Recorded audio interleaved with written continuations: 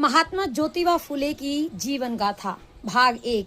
साथियों, वीडियो कुछ मिनट लंबा हो सकता है लेकिन बहुत जरूरी है। क्या आप जानते हैं कि 11 अप्रैल 1827 एक ऐसा साल जब महाराष्ट्र के एक साधारण से माली परिवार में पैदा हुआ एक बच्चा इतिहास की धारा बदलने वाला था। ज्योतिबा फुले नाम तो साधारण सा था पर इरादे थे असाधारण। बचपन ही छीन लिया गया था ज्योतिबा से। मात्र 1 साल की उम्र में ही मां चिमनाबाई का साया सिर से उठ गया। गोविंदराव के सामने संकट था, इस नन्हे बच्चे के पालन पोषण कैसे हो। उन्होंने दूसरी शादी नहीं की, उन्होंने एक धाय रखी जिसने मां की तरह ज्योतिबा को पाला पोसा। गोविंदराव ने ज्योतिबा की चमकती आंखों में छुपी प्रतिभा को पहचान लिया। 1836 में जब ब्रिटिश सरकार ने ग्राम पाठशालाएं शुरू की तो एक क्रांति थी। पर क्या थी इस क्रांति की हकीकत? उस जमाने में स्कूलों पर सवर्णों का कब्जा था। कोई अब्राह्मण बच्चा यदि संस्कृत पढ़ लेता था तो उसके साथ जानवरों जैसा व्यवहार किया जाता था।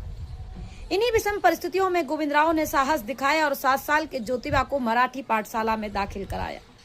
ज्योतिबा ने जल्द ही मराठी में महारत हासिल कर ली, लेकिन तभी बम्बई नेटिव एजुकेशन सोसाइटी के आदेश पर स्कूलों से छोटी जातियों के बच्चों को निकालना शुरू कर दिया गया।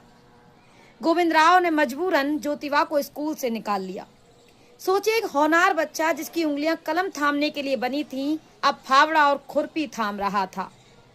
ज्योतिबा खेतों में काम करने लगे, पर कहानी यहीं खत्म नहीं होती। दिन भर खेतों में मेहनत करने के बाद भी ज्योतिबा का जुनून नहीं ठंडा हुआ।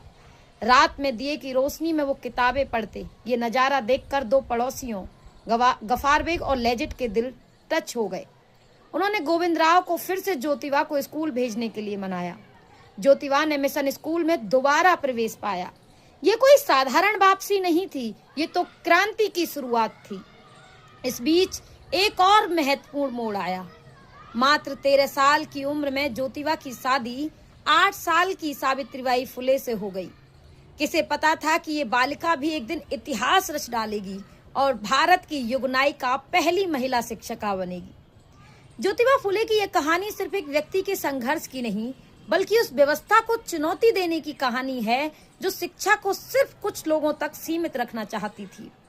आगे चलकर यही ज्योतिबा समाज सुधारक, महात्मा, विचारक और महान शिक्षाविद बने। पर यह कहानी अभी बाकी है। भाग 2 जल्द ही आपके साथ साझा किया जाएगा, इसलिए वीडियो को लाइक, कमेंट